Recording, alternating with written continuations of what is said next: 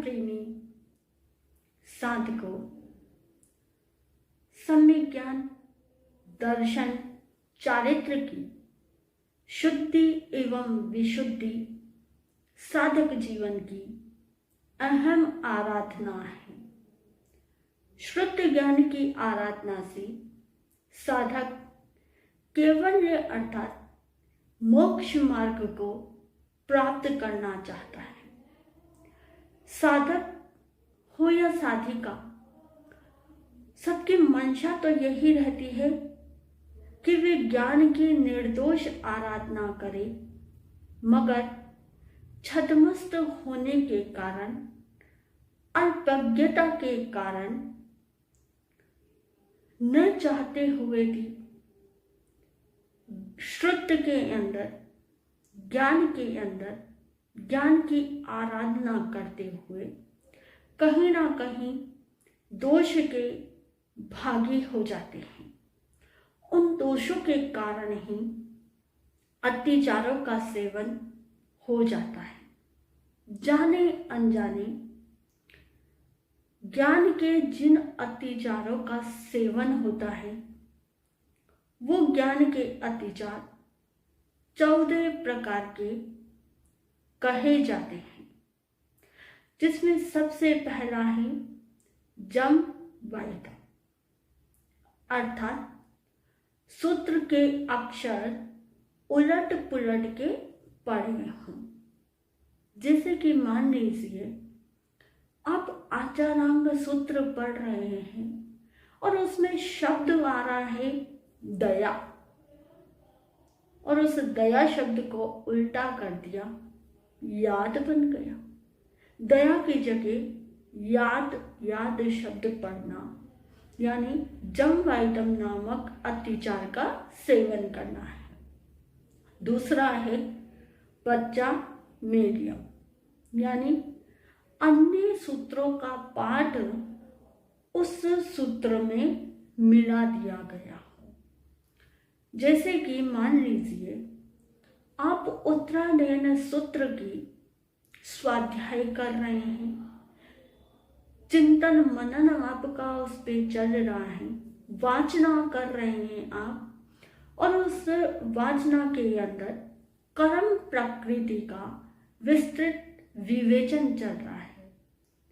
उस विस्तृत विवेचन को करते हुए हमने कर्म की डेफिनेशन समझाने के लिए गीता के सार को उसमें मिला दिया, जिसे भगवान महावीर ने कहा कि जो जैसा कर्म करेगा वैसा फल पाएगा।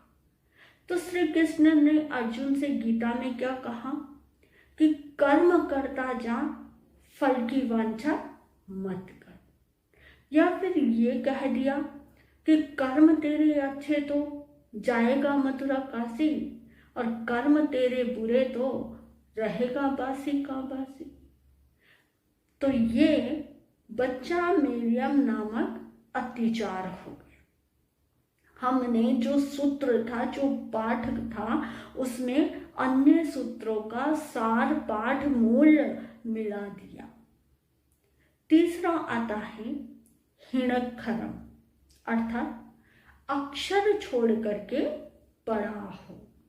जैसे कई साधक साधिकाएं माला जपते हैं, जाप करते हैं, तो कई जगहों पे कई व्यक्तियों के मुंह से सुनने को मिलता है कि जहां हम नमो अरिहंताणम बोला करते हैं, वहां वो बोलते हैं नमो अरिहताणम। जो हंत है, ह के बाद में न आता है, उसको छोड़ देते हैं, या हताणम शब्द का ही प्रयोग करते हैं। तो ये हिणक्षरम नामक अत्याचार हो गया। उसके बाद में चौथा है अच्चक्षरम, यानी अक्षर बढ़ा करके पढ़ा हो।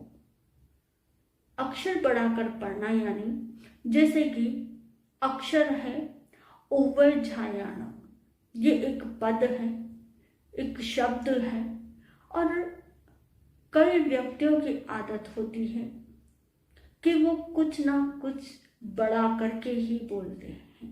तो उवझायाणम ना बोल के उवझाया यरियाणम बोल देना, ये अच्छकरम नामक अतिचार का सेवन हो गया।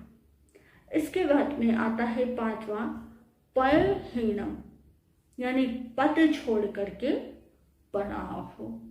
जैसे शब्द तो है नमो लोए सव साहुणम, और पढ़ा जा रहा है, बोला जा रहा है नमो लोए साहुणम या नमो सव साहुणम। तो ये पयहीनम यानी पदहीन नामक अतिचार का सेवन हो जाता है। उसके बाद में छठा आता है विनयहीनम। जब भी हम ज्ञान की आराधना करने लगे, श्रुति की साधना करने लगे, या कोई भी सुखद कार्य करने लगे, उससे पूर्व, कार्य करने से पूर्व, कार्य करते हुए और कार्य करने के पश्चात बड़ों के प्रति विनय का भाव नहीं रखा, या ज्ञान के प्रति विनय भाव नहीं रखा, ज्ञानदाता के प्रति विनय भाव का नहीं होना, या पढ़ते समय पढ़ाते समय विनय नहीं करना, ये विनयहीनम नामक अतिचार का सेवन कहलाता है। सातवां आता है योगहीनम। योग को हिंदी में योग कहा जाता है। योग हमारे तीन हैं, मन, वचन और काय योग। तो इन योगों की यानी मन, वचन और काया की एकाग्रता से रहित होकर हमने शुद्ध की आराधना की हो, स्वाध्याय किया हो, या कोई पुस्तक पढ़ी हो, तो उसमें ये योगहीनम नामक अतिचार का सेवन हो जाता है।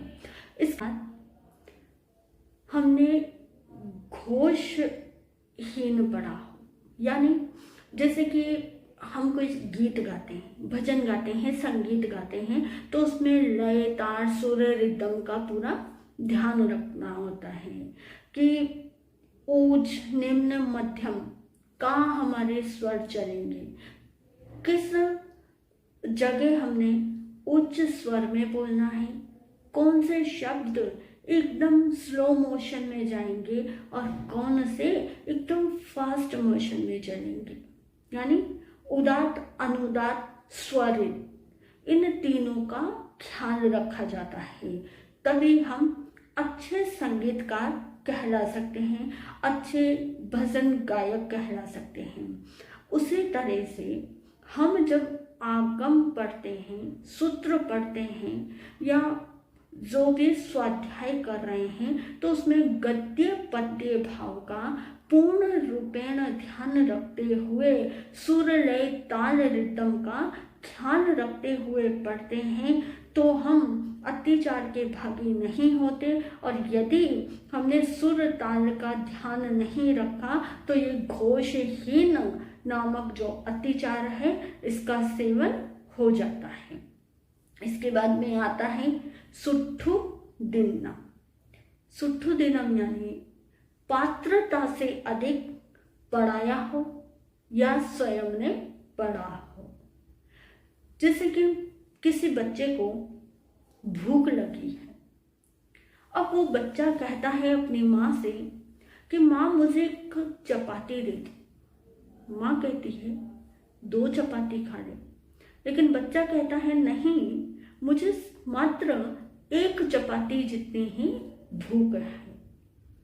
लेकिन माँ सोचती है कि बच्चा है, खेल रहा है, कूद रहा है, या अन्य अनेक विध कार्य कर रहा है, तो इसे ताकत की आवश्यकता है, शक्ति चाहिए।